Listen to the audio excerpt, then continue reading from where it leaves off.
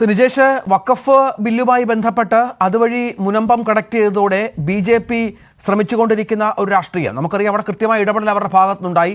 നേരത്തെ ഈ ഫാദറൊക്കെ പറഞ്ഞതുപോലെ പലരും ഈ വിഷയത്തിൽ ഫലപ്രദമായ ഇടപെടൽ ഉണ്ടാകാൻ മടിക്കുന്ന സമയത്ത് BJP ഇടപെടുന്നു. അവിടെ കൃത്യമായ ആളുകളെ പ്ലേസ് ചെയ്യുന്നു. ഷോൺ ജോർജും PC ജോർജും ഒക്കെ അതിൻ്റെ ഭാഗമാകുന്നു.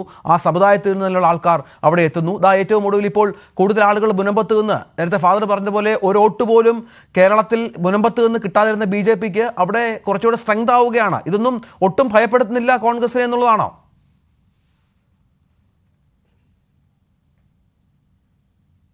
ഒരൊട്ടും ഭയപ്പെടുന്നില്ല എന്ന് മാത്രമല്ല, കോൺഗ്രസിനോട് വെറുപ്പാകാം, അതിൽ ഞങ്ങൾക്ക് യാതൊരു പ്രയാസവുമില്ല.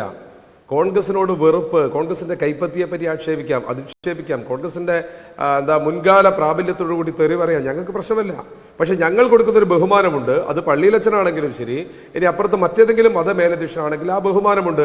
ആ ബഹുമാനം ഞങ്ങൾ കാലാകാലം കൊടുക്കും. കാരണം സോഷ്യൽ ഇൻസ്റ്റിറ്റ്യൂഷൻസ് ആണ് ഓരോ മതസ്ഥാപനവും എന്ന ബോധ്യവും ഞങ്ങൾക്കുണ്ട്. പക്ഷെ പച്ചവർഗീയത കുത്തിവെക്കാൻ വേണ്ടി ശ്രമിച്ചു കഴിഞ്ഞാൽ നിങ്ങളെ ഫോളോ ചെയ്യുന്ന ആളുകൾ ഒപ്പം ഉണ്ടാവില്ല എന്ന് തിരിച്ചറിയുന്നത് നല്ലതാണ്.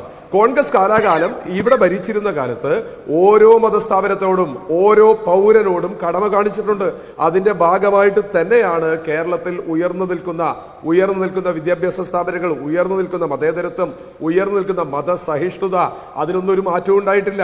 വല്ലപ്പോഴുമാണ് ഒളവണ്ണയിലെ കന്യാസ്ത്രീകളെ തല്ലി ഓടിക്കാൻ വേണ്ടി ആളുകൾ വന്നത്. ക്രിസ്ത്യൻ മിഷണറിമാർ കുഷ്ഠരോഗികളുടെ മുറിവിൽ മരുന്ന് വെച്ച് കെട്ടുമ്പോൾ ഇവർ മതം മാറ്റാൻ വന്നവരാണ് എന്ന് പറഞ്ഞ് പ്രചരിപ്പിച്ച് തല്ലി ഓടിക്കാൻ ശ്രമിച്ചപ്പോ അവിടെയും കൈ നീട്ടിക്കൊടുക്കാൻ കോൺഗ്രസ് ഉണ്ടായിരുന്നുള്ളൂ. ഇന്ന് മറ്റെന്തെങ്കിലും കിട്ടാനുണ്ടെങ്കിൽ, നേരത്തെ സംസാരിച്ച ആൾ, എനിക്ക് അദ്ദേഹത്തിന് ഐഡന്റിറ്റി ഒന്നും അറിയില്ല, അദ്ദേഹത്തിന് എന്തെങ്കിലും വ്യക്തിപരമായിട്ട് കിട്ടാനുണ്ട് എങ്കിൽ അത് ദയവ് ചെയ്ത് കോൺഗ്രസിന്റെ തലയിൽ കെട്ടിവെക്കരുത്. കോൺഗ്രസിനെ സംബന്ധിച്ചിടത്തോളം വീണ്ടും അവകാശ പോരാട്ടം തന്നെയാണ്.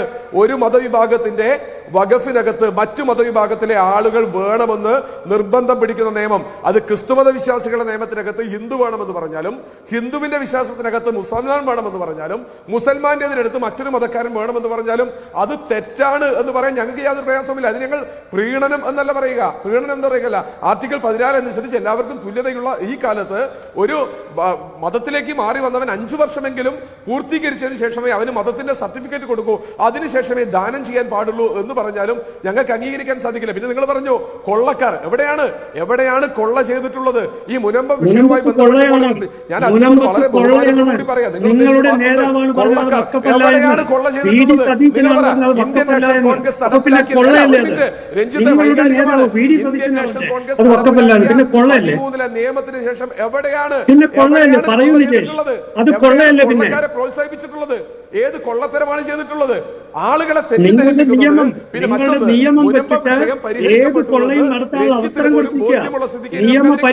ഒരു കൊള്ള സംഘമായി വഖഫ് ബോർഡിനെ എനിക്കുള്ള ഉത്തരവാദിത്തം പോലെ തന്നെ താങ്കൾക്കും ഉത്തരവാദിത്തമുണ്ട്. ഒരു രാഷ്ട്രീയ പ്രസ്ഥാനത്തിലെ കൊള്ളക്കാർക്ക് കൂട്ടുനിൽക്കുന്നവർ എന്ന് പറഞ്ഞാൽ അത് തെളിയിക്കേണ്ട ബാധ്യത താങ്കൾക്കുണ്ട്. നിങ്ങൾ പറയുന്ന ഓരോ വാക്കിനോടുമുള്ള റെസ്പോൺസിബിലിറ്റി നിങ്ങൾക്കുള്ളതാണ്. ഞാൻ വിശാലമായ അവകാശം